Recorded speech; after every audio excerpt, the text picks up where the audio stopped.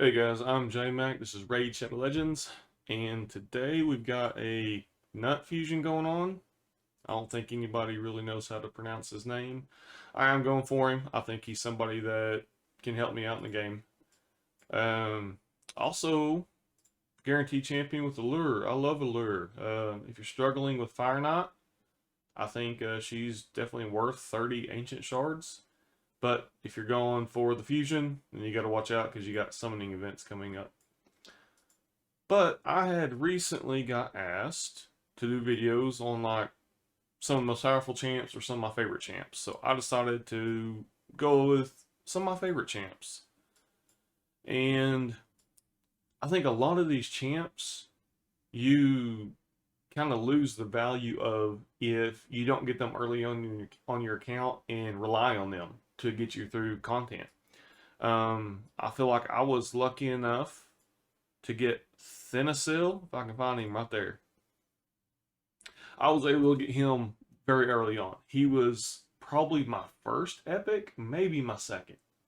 Um, I think he might have been my second because Shaman was probably my first. So I feel like I had to use him, therefore I have a little more value for him.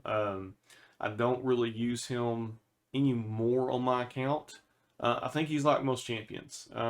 He has viability for faction wars, Doom Tower secret rooms, and then you're eventually going to get champions that have better skills, better cooldowns, can provide more.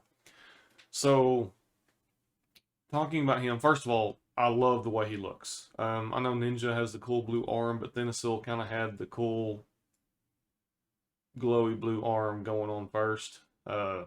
He just looks awesome. I mean, they really did a good job. He just looks like a awesome warrior monk type dude. He's one of those I would love to know his lore. Champion lore is shrouded by the mists of time. So don't know anything about him, but I would love to know, what happened to his eyes. The mask looks a little painful. He's got claw marks there on his face. He's been in a fight with somebody, so it'd be cool to know, how he got his mask, how he got his arm. Wonder if it's his real arm or if it's like Bucky from all the Marvel movies, the Winter Soldier. But anyway, he looks cool. What Thinacil is probably best known for is his A2. It places a 60% increased defense on all allies for 2 turns, and then heals all allies by 25% of this champion's max HP. So that was huge for me. Starting out in campaign, going through, dungeons, he carried my team. I think I had Kel for DPS, I had Thinacil for the increased defense buff and heals. And for an epic champion, I don't think you could really ask for him to be any better. It's on a 3, get booked down to a 3-turn cooldown. So get it for 2 turns. It's off for a turn. Early on, you get somebody that can extend buffs, and you can have that going 3 turns all the time. We're close to it. His A1 attacks one enemy, has a chance of placing sleep. You can get that booked up. That is severely situational. There aren't very many times where that like saved my butt. I would probably say more so in arena when I was using him early on. I had enough accuracy on him that I could put somebody to sleep that I didn't want to attack me next. But normally, you're doing, if you're clearing waves, clearing dungeons, you're going to have AoEs going off, and so the A1's really not going to be anything amazing. The A3 goes to a 5-turn cooldown. He'd be a little better if that was on a 3 or a 4. I mean, at least a 4. But attacks all enemies, decreases duration of all enemy buffs by 1 turn. And again, that's kind of situational. Sometimes you're going through fighting waves and you're not giving them a chance to get any buffs up, especially if you got stuns and freezes and stuff like that going on. So, it just kind of depends. But where he shines is with that A2. And so thinking about him, I hadn't really used him in a while. I decided to kind of revisit his gear, and it was horrible. I think I even had some green and blue on him. My goal building him was to get his HP as high as I could. Um, and I probably could have gotten a little bit higher if I stole some pieces of gear off other champions, but I hate doing that. Probably one of my downfalls with champions is once I get one built, I don't want to mess with it again unless I'm doing like a full rebuild. So I don't like pulling pieces off of other champions to try to make a champion. And I could probably benefit a lot if I did do that, but it's just one of my little quirks I don't like doing. So I put him in Immortal because it gives 15% HP for every 2 pieces. So, get an extra 45% there. Went with speed boots. Do one him as fast as you can, just because you want to get that A2 off as often as possible. But speed boots, picked up some HP on there. Went with HP on the chest, couple speed rolls. HP on the gloves, good speed rolls on there. Weapon, get as much HP, a little bit of speed as I could. Helmet, got a little bit of defense on him with some speed, a little more HP. And then speed and HP and defense.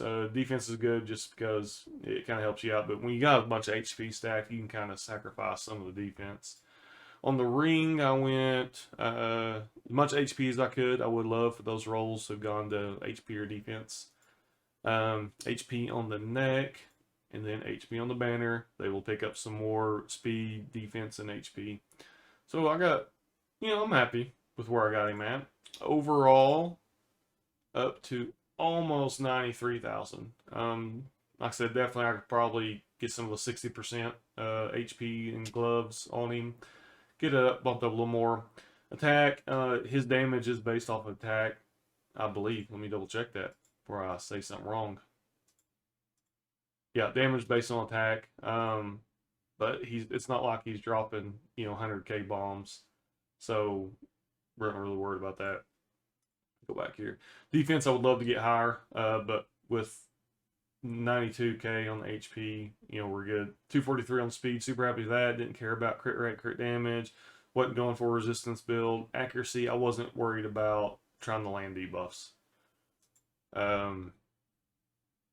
So it was just as much HP and speed as I could, pick up defense where I can, just to make those heals as big as possible. Now, I will say for masteries, I think there's a lot of options depending on how you build him, because if you are building him for those debuffs, then you'll want to go with accuracy and things like that. But I'd say the biggest thing is probably this lasting gifts, where it has the chance to extend the duration of the buffs. That way you can get that defensive buff going another turn. But I went there, I went the lore still, just trying to get as much HP out of him as I could with all the set bonuses and things. But like I said, I think there's a lot of different ways you can build him. I just think if you're going for the health and that defensive buff, then definitely lasting gifts. So that's my build for him. Let's see what he can do. Like I said, he's one of those. I guess I'll tell you this first. So he was like my second epic behind Shaman, I'm pretty positive. And I used him a lot. The bad thing was, this dude right here was like my first legendary, Iron Brago. And I did not level him up because I didn't like the way he looked. I thought he was ugly. I thought, I guess just because the chains looked a little like two-dimensional right here, I didn't like the way he looked. That is not a good way to play this game, because Brago is an awesome dude.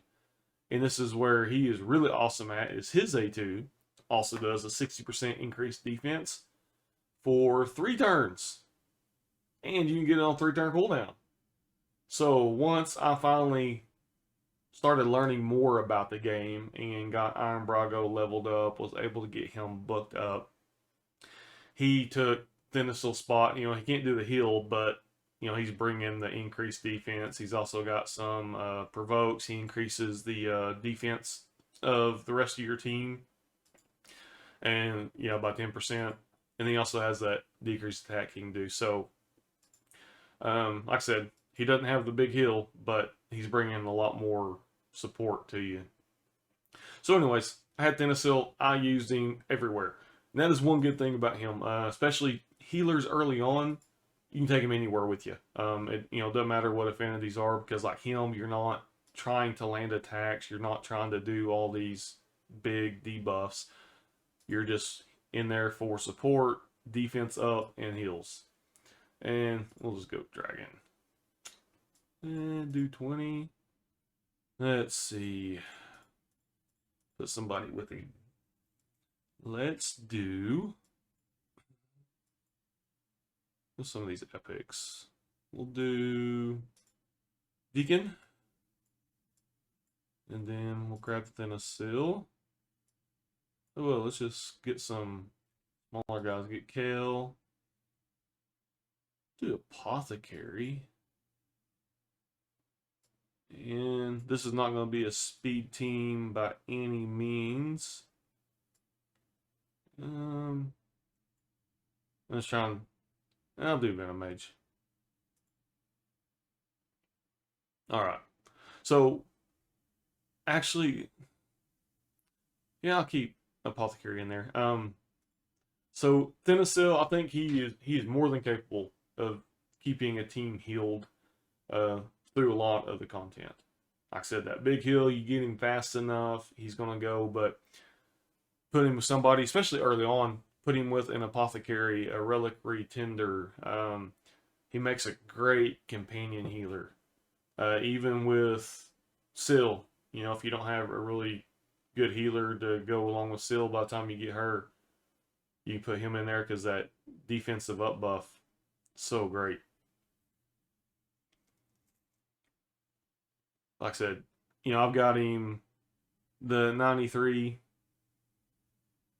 almost 93k. So he's putting up 30k heals on that A2. So it's just massive. And of course, he's healing a little over 9k because I've got him in 3 of the Immortal sets.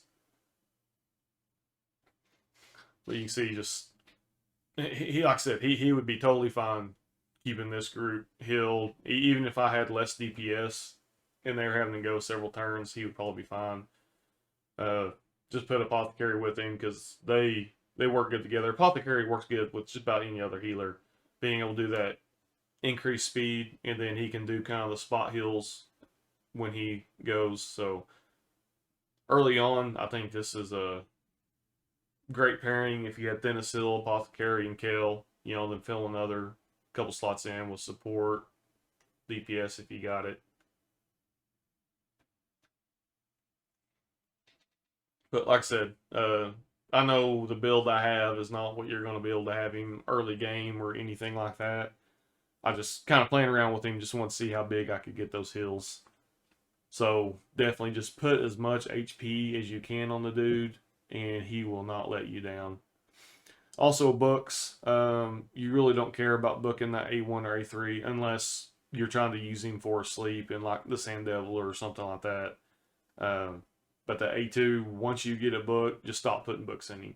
I only have him fully booked because I didn't know what I was doing when I was first playing the game. Yeah, some days I still don't feel like I know what I'm doing. But anyway, I fully booked him because that's what you're supposed to do when you start the game. At least with him, I don't have any legendary books in him like I do Shaman. I know I've got at least 1. I might have 2 in there. But again, masteries, lasting gifts, books, just get that A2 booked up to get that cooldown down another turn. And then put as much HP and speed on him as you can, and you will be good to go for a while, especially get him early on. And like I was saying earlier, he's one of those champs I had to rely on him because I didn't have anyone else. Like I said, I kind of had Iron Brago there. I just didn't realize what I had. But when you rely on some of these champions early on, they start to kind of hold a special place on your account. So even though I don't take him everywhere, use him very often, he's going to be one of those champions that I'm always going to have a spot for on my account. If I started a new account and he was the first epic I got, I would be thrilled because I know I've got an amazing healer and I've got a good buff with that 60% increased defense. Like I said, a little over 3 minutes. Not worried super crazy about getting a speed run or anything like that. Just wanted to put him with the group show off his heals. All right, so 1.8 million on the heals. Like I said, 30K each time he goes around. Good. So again, he's healer support, so you can take him anywhere in the game that you need healing. Obviously, once you get in game, you get a lot of champions. Like for me, I got Cardiel and Syl. If I need heavy healing, I go to them too, so I don't have to worry about ooh something shiny. So, anyways, I don't have to worry about healers really because I've got them too that I can use everywhere. Yeah, crappy Chaos Ore. That should not be a last place gift or reward. So anyway, let me go back to him down here all the way on the bottom. All right, Thennasil. He is your high elf, force affinity, healer, buffer. Would be cool if he had another buff, but he's got a role to play. He plays it very well.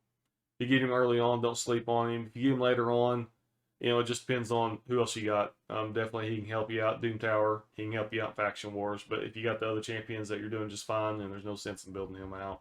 Just like I said, he's like most rares and epics. I only really build them out if they're going to help you. So he's an awesome dude. Thennasil. Maybe one day we'll get the lore, figure out his backstory. But until then, hope you guys are having fun playing the game. Hope you having good luck going after the fusion, and probably doing some shard pulls next day or two. See what happens there. So, till then, have a blessed day. We'll see you next time. Bye.